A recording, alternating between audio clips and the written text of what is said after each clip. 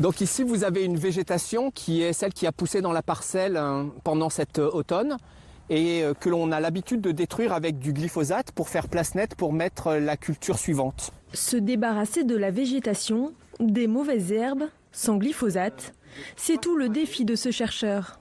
Ici, différentes techniques sont testées dans ce champ à quelques kilomètres de Dijon. On a vu la modalité où on pouvait toucher la surface superficielle du sol. On a vu aussi ici qu'on pouvait la rouler. Dans cet essai expérimental, on teste aussi d'autres méthodes de gestion de cette végétation. L'une avec le recours à un bioherbicide et une autre où on va faire passer un courant électrique pour électrocuter cette végétation et la détruire là aussi sans avoir à toucher le sol. Et certaines expérimentations sont encourageantes. Sur cette parcelle, on le voit bien, le terrain est sans herbe. C'est une technique gagnante où l'on intervient au sol.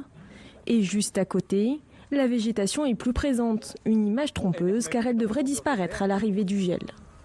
Des techniques testées par les agriculteurs qui s'avèrent efficaces, mais toujours moins que le glyphosate. C'est du moins la manière dont les agriculteurs le perçoivent et c'est pour ça qu'ils privilégient le glyphosate. Malgré tout, un certain nombre d'agriculteurs ont réussi dans leur système à passer sur ces alternatives et les utilisent au quotidien sans être systématiquement des agriculteurs en agriculture biologique.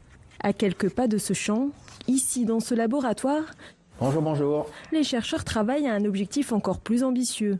Trouver des alternatives pour réduire par exemple l'usage des tracteurs polluants. On sait que c'est possible d'un point de vue technique de sortir du glyphosate et les gens qui sont en agriculture biologique le prouvent chaque année. Et donc c'est pas seulement la sortie du glyphosate en tant que tel que l'on étudie, c'est améliorer un certain nombre d'autres dimensions telles que par exemple l'impact environnemental et ou améliorer la contribution de l'agriculture à baisser les émissions de gaz à effet de serre. Et ce chercheur pense déjà au coup d'après. Une des pistes étudiées actuellement est une agriculture zéro pesticides.